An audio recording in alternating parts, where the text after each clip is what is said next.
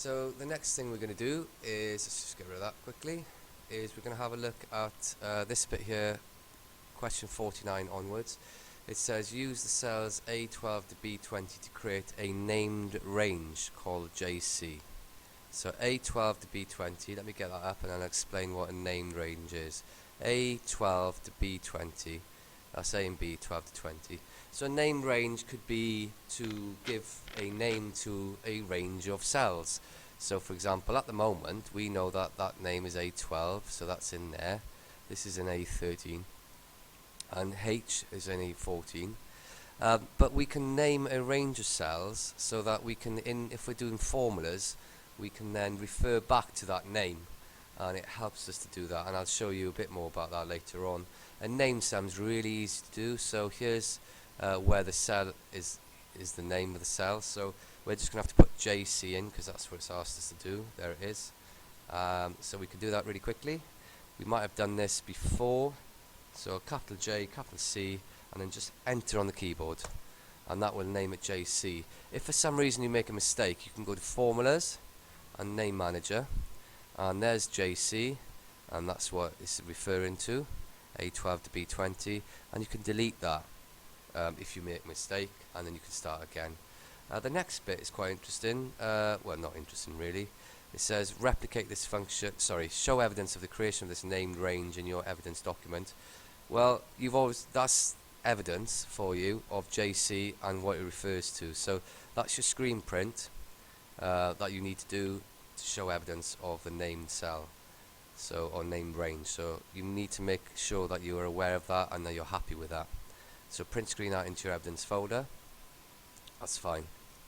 So the next thing we're going to do is fill out this job description thing here. Let's have a quick look at what it asks us to do. In cell D24, use a lookup function to show the job description. So we're going to try and look up this table here to try and fill out this job description column here. So for example, job code TA, okay, will be a transport assistant. Job code TS will be a trainee ski instructor. And what we're going to ask the spreadsheet to do is use the lookup function to try and find them codes from that table there. So we got to use VLOOKUP. So let's have a look at doing that now. So the first thing we do is go equals VLOO, and then it comes up. So if I double click in there, the function comes up. Right, what it's saying is I need to look up a value. Okay, so I'm looking up the value for TA because here, that code, I want to put in the job description there. So I need, ideally, transport assistant to come in here. So I'm going to use the lookup value is TA. I'm trying to look this value up from this table. So this value I'm looking up from the table JC. Let's do it properly. Let's get a capital J in there. And then and it says, okay, where are you going to find that information from on the lookup table? And the range is on column B here. I'm going to try and, the job description is the one I need, and it's in column 2. Okay, so let's go through that again. I'm looking for this code to give me the job description. So I'm looking for this code from this table, and the information I'm looking for is one of these, which is column 2. So A24 from this JC table, and the column I'm looking for is column 2. So if I put that in and close the bracket, it should give me transport assistant. So Arnie is a transport system. Let's go through that again. So the equals VLOOKUP. There's no way around this other than you need to learn it. But you need to look at the lookup value. So the lookup value means this is what I'm looking for. So I click on TS.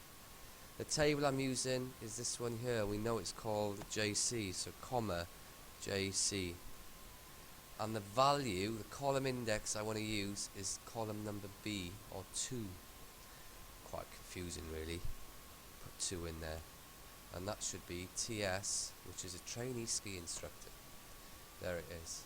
Now, I want you to do that for the foreseeable, and then once you've done it for quite a few, let's try and we can then relate it down and it'll do it for us.